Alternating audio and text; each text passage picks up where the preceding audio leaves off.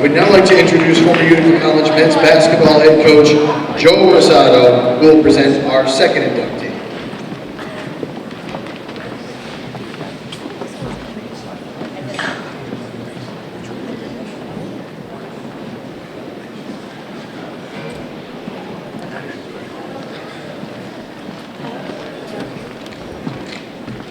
Can't move as well as I used to when I was here 42 years ago. I drove through campus today, and it was truly stunning. This was not when I left in 1973. This is a wonderful place, and Dr. Owen, you've done a fantastic job.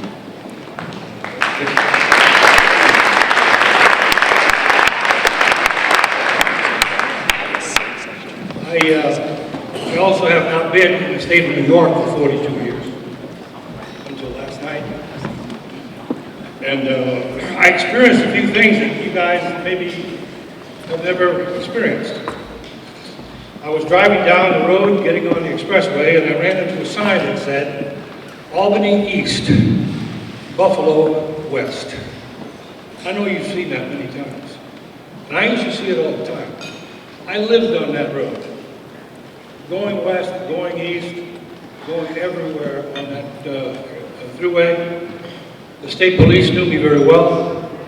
They would stop me, say, hi Joe, please slow down a little bit. And I was on that road all the time, but I had not seen that sign that said Albany East and Buffalo West for 42 years. I stood there and I stopped by the side of the road. And I looked at this sign for about 30 seconds and kind of reevaluated my life.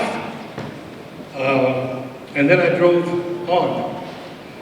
So this is a genuinely great experience for me to come back here and enjoy everything that I have seen.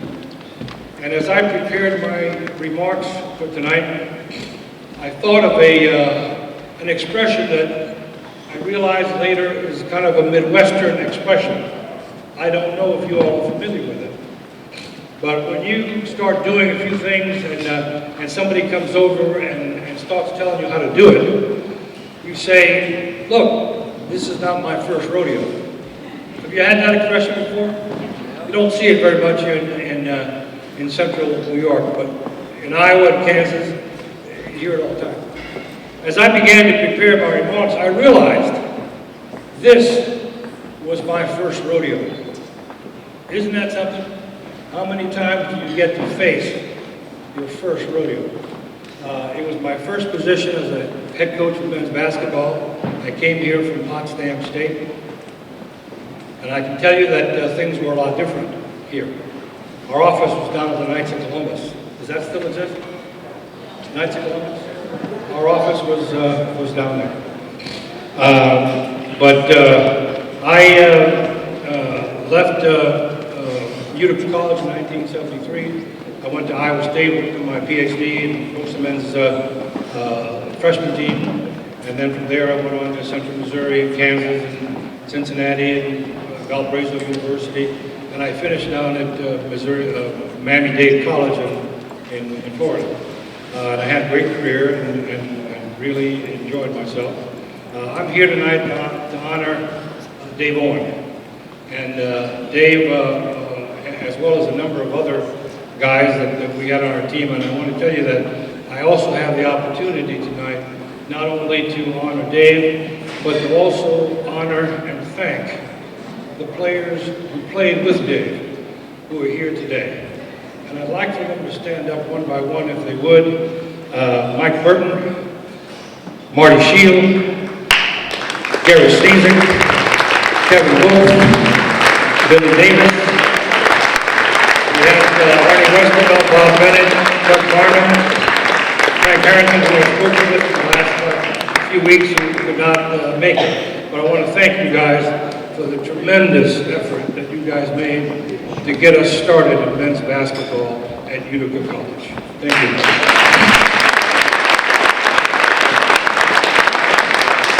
Dave Owen was brought to Utica College not by me. I found him here. He was brought here by Roy Smith, one of the really outstanding baseball men in this country, and he's the one who started the outstanding men's baseball program here at UC, and he was responsible for bringing Dave here. When I arrived on the scene, he was already in the dorm, and we introduced each other, and things started from there. David is just a great player, and I can tell you all the records that he established. But with David, it was never about records. David was just he played like his feet were on fire. That's all. And he never knew when to stop, and when everybody else was taking their breath, he just ran by him, laid the ball up, and he is now 61 years old. I understand that some months ago, he came here and played in an all-star game, thinking that he was still 19. Well, he found out that he wasn't 19, he's 61. And I think that's about the end of that career that he had. But David was just a great player for us, and when you look at his statistics, I want you to realize that we played 15, 16 games. Today, people play, 25 games, 30 games. So he established the records that he did and the accomplishments that he was able to accomplish for us in 16 games a year. Our guys were great students. They had a great time. They didn't just play basketball, though, because not all of their things were basketball related. I told them very early on that I didn't want them to do anything to embarrass me, embarrass the basketball team, or embarrass the college. But if they did anything questionable, I want to know before anybody else tells me. If I have to find it out from somebody else, they'll be hell to pay on Monday morning. So every now and then I'd get a call on Sunday afternoon, and it would have to be a full confessional about all the things that transpired. I don't know if you're aware of it, but years ago, is there still a Utica Club brewery here? Well, they developed a product called Maximus Super. Anybody know that? Well, they donated many, many kegs of beer to Utica College. And they used to have these great parties over here at the Utica. And of course, our players were involved, but just, like everybody, I think every student was involved, And they had a great time. And they had some things that they did. I can't give you all the detail, but there were these mudslides that they started. I don't know how well they continued after they left, but they used to enjoy their mudslides. And then they used to enjoy something called trolling. And they used to have some ham sandwiches down at the old Shoals Hotel. Does anybody remember the old Shoals Hotel? Great place, just a great place. I used to love there, and those folks there used to love our basketball team, and the guys used to go down there all the time. And they used to enjoy eating ham sandwiches, but not paying for them. And of course, they'd call me, the coach, and boys go over here and ate some ham. I said, well, don't worry about it. Just send me the bill. I'll take care of it. Don't tell them you did that, but you just send me the bill and I'll take care of it. Every now and then I get a bill from the Shoals Hotel, and I pay it, and everything would just be fine. These guys like to have a good time. I really hope that today's basketball team will emulate them and continue to have as good a time as our guys had. They didn't cause any problem, they didn't hurt anybody, they just enjoyed their careers at Utica College. They're all very loyal to the college, they're loyal to themselves. I've maintained a relationship with them over the years, and I'm very happy that I've had this opportunity to come here and thank them, honor Dave, and see this beautiful campus and all the great things that have happened here over the last 42 years. Thank you very much.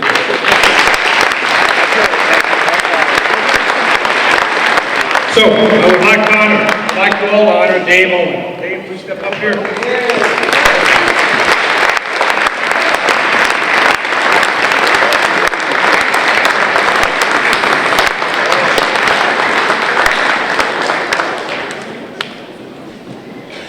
These guys are all old, but they think they're young.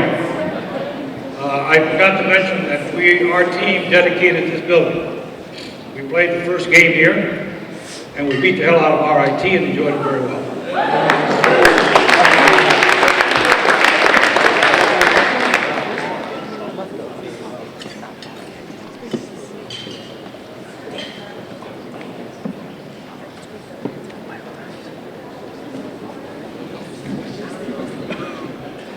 Wow, just took my speech away.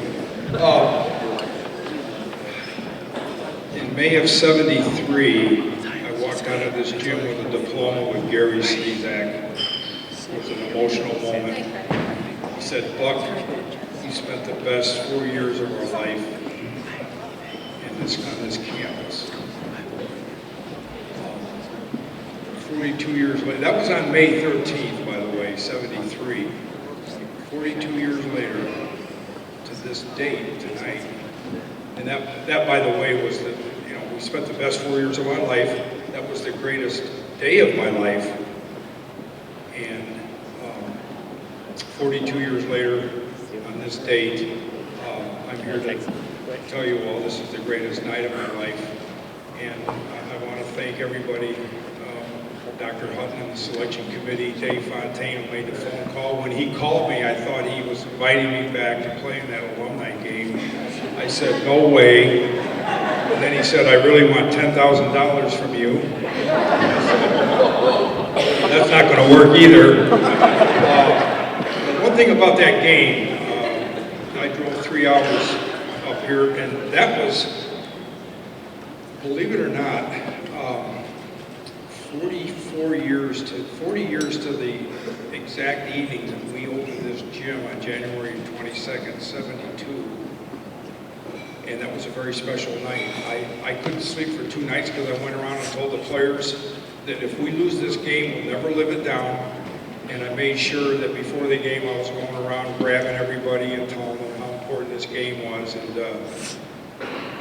the memories in this place, I'm telling you, so filled with emotion. But that game, RIT came in here, 18-1, and we ran them out of the gym. We murdered them. And I'll tell you what.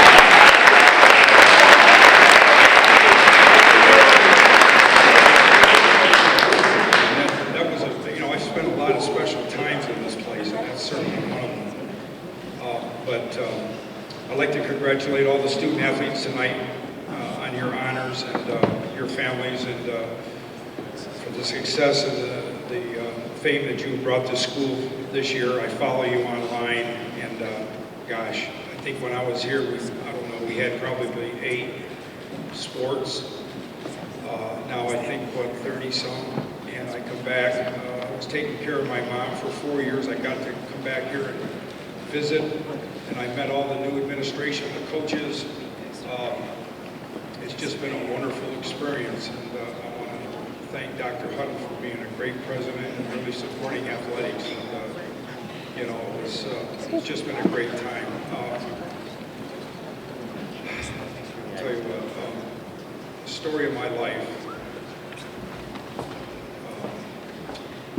probably could be summed up in one quote. I don't know if you ever heard of this player, Lefty. He was a great Yankee left-handed pitcher.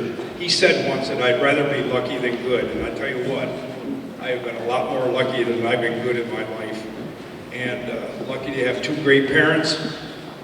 Growing up in a town in the 50s and 60s where athletics, and being a kid, playing sports in that town, it was just unbelievable. I had great support from my parents. All I ever wanted was a baseball bat, a glove, and an opportunity. They gave it to me. I had great coaches. I learned very early in life through my coaches that there's a right way to practice and a wrong way to practice. There's a right way to play the game and a wrong way to play it. And I learned that very early, and that was very helpful to me. I had great teammates. 2 of them are here tonight, Jeff Barber from Waverly and Jimmy Lewis. Great friends. They actually wanted to come up and see if this was a real, event, and I did get this. There's some stories back there I can't get into, but anyway, very, very lucky. But, sometimes it's more than luck. And there was a miracle that happened in my life. And It was August '69. I'm home, living with my parents. I'm working in a factory 16 hours a day, 3 straight weeks in a row. It's August. I'd been out of school almost 2 years. I had lost all my skills that I had in high school. I was a pretty good high school player, did not get recruited. The only letter I ever got was from a military academy in Virginia. They wanted me to play football. I had a very good year in football my junior year. And, you know, at that time, Vietnam was in the papers, and it just wasn't a right fit for me going to a military academy. You know, you got to remember the 60s, you know, the skirts were short and the hair was longer, and I mean, I had it down to here, and I was, you know, I just was not ready. My dreams for college were over. They were finished, and there was no way I was ever going to play college ball. My dreams were shot, and, you know, Roy Smith, who's from my hometown area, he was a great athlete in Athens, Pennsylvania. I live in Waverly, New York, so we live in the valley. And Roy was a great basketball player, a great pitcher. The Detroit Tigers organization drafted him. I never saw him play. He graduated in '59. I was too young, but I knew who he was. I come home from work one day. My mother says you got a letter in the mail. It's from some college. And I didn't even acknowledge it. I went in, cleaned up. I had to be back to work in 8 hours. I get up. I'm ready to leave, but my mom's not around. I took the letter and I looked at it, and I actually thought it said Utica, and I thought I had won a promotion with Utica Club beer, and honest. And so my mom was home, but I didn't know it. So I take the letter, and I'm actually going to tear it in half and throw it away. And she says, "What did the letter say?" I open it up. It's from Roy, and my mom knew who Roy was. And I said, he wants me, he's a baseball coach, he wants me to know if I'd, you know, be interested in playing baseball. There's an application in the letter. Boom.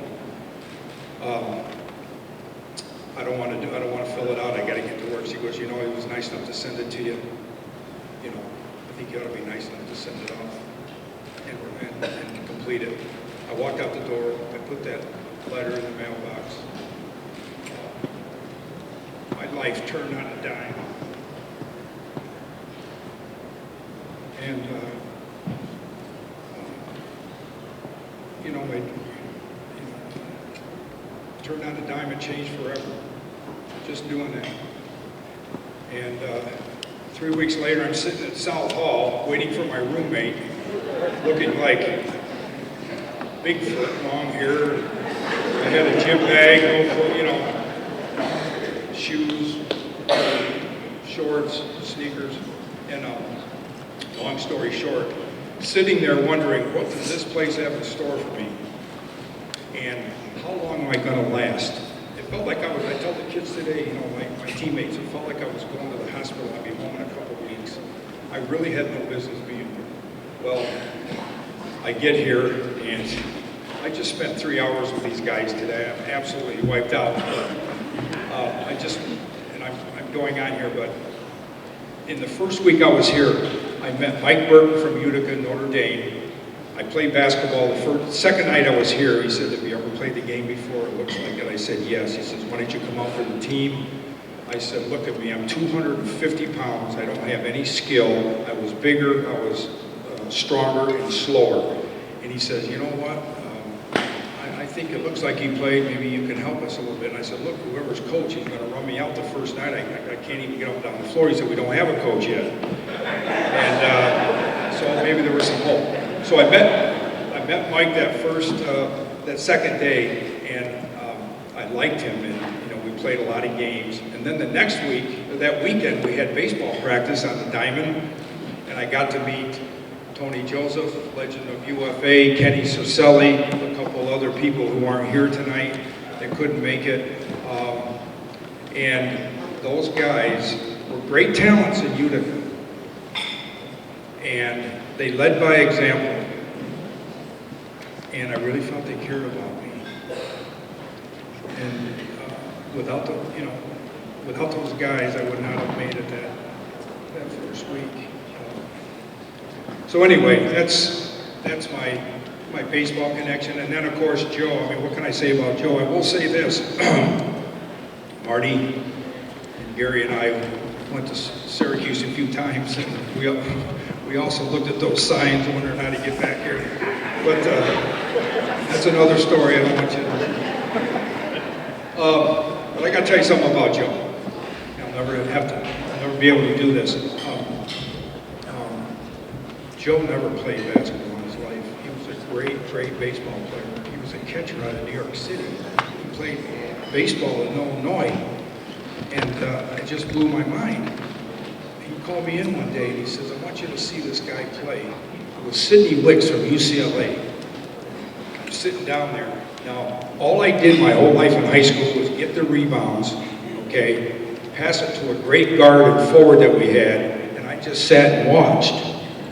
You see, Joe says, "Sit down." Sidney Wicks takes that ball, he rips it off the board, he makes the outlet pass, he fills the lane, he breaks at the elbow, he does a two-hand slam. He was one of the great forwards in history and crashes into the chairs.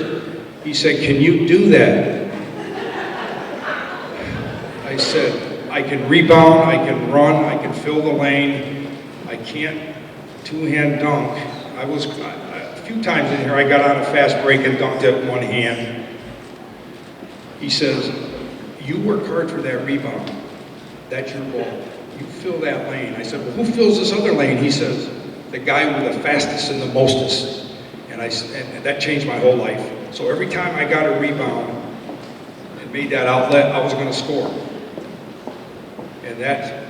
And what he told us that the reason he played that way was that first pass off the defensive rebound was our first pass on offense. And he said that 40 years ago. When I turn on ESPN today, what do you hear? 2 years ago, they started saying, "Oh man, the defense, we get that rebound, that's our first pass into our offense." And all the suits are up there, praising this coach for saying that. Joe Rosado said that 40 years ago. And it's stuck in my mind.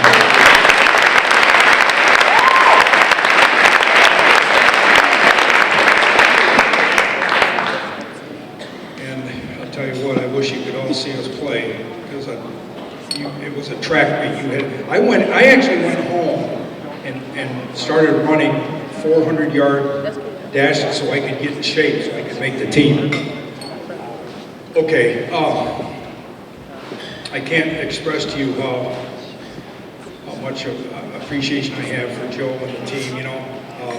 Joe there's so much to say, but I know I'm going to close here shortly. Joe had a great line our freshman year. We were 2-16, and we had about 7 players. And Kim, if you were around that time, we sure could have used you. Joe had a line. He'd come in at halftime, he'd go, "I'm not a magician. I can't pull rabbits out of the hat." That's what he said every halftime. Well, I'll tell you what, after my freshman year, he pulled 6 or 7 good rabbits out of the hat, 5 of them from Mohawk Valley Junior College.